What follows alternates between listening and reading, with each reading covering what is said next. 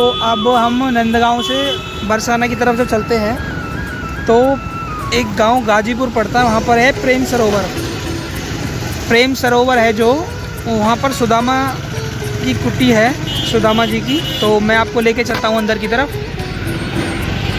सामने बोर्ड लगा है मेन रोड पे और द्वार है बड़ा सा।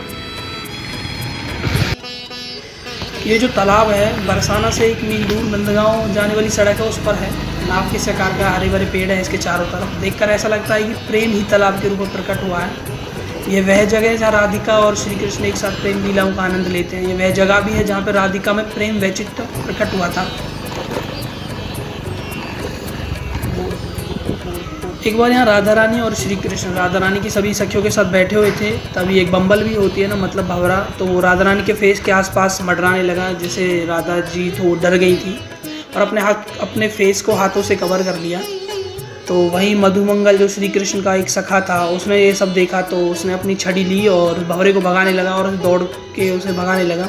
दूर तक भगाया। जब वापस आया तो उसने आके घोषणा की कि मैंने उस मधुसूदन को यहाँ से भगा दिया, अब वो कभी वापस नहीं आएगा।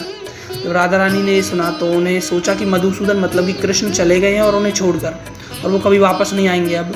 तो वो रोने लगी। कृष्ण से अलग होने की जो वजह थी, उस वजह से वो रोने लगी। उस टाइम वो ये समझ नहीं पाए कि मधुसूदन भंवरे को भी बोला जाता है, और वो रोती रहीं, बोलती रहीं कि हे प्राणनाथ तुम कहाँ चले गए। राधा रानी के इस प्रेम वैचित्र भाव को देखकर श्री कृष्ण भी भूल गए कि राधिका उनकी गोदी में ही बैठी हैं, और श्री कृष्ण खुद भी रोने लगे और दोनों बेहोश हो गए। उनकी आंखों से बहे आंसू और निर्मल जो पसीना था, उससे इस तालाब का निर्माण हुआ। सखियों थी जो उनसे उनकी हालत देखी नहीं गई, वो भी बेसुध हो गई। तब वहाँ राधिका रानी थी, जो उनका एक तोता था, मादा तोता मतलब पैरट, तो वो राधा रानी का नाम जपने लगा, और श्री कृष्ण का तोता था वो कृष्ण जी का नाम जपने लगा। जैसे ही राधा कृष्ण ने ये नाम सुने तो उन्हें होश सा आया।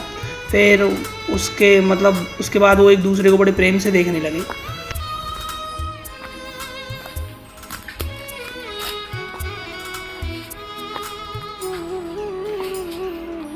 और ऐसा कहा भी जाता है कि इस तालाब में स्नान करने से दिव्य युगल श्री राधा कृष्ण के प्रेम की प्राप्ति होती है। तो यहाँ पर लोग आकर स्नान करते हैं।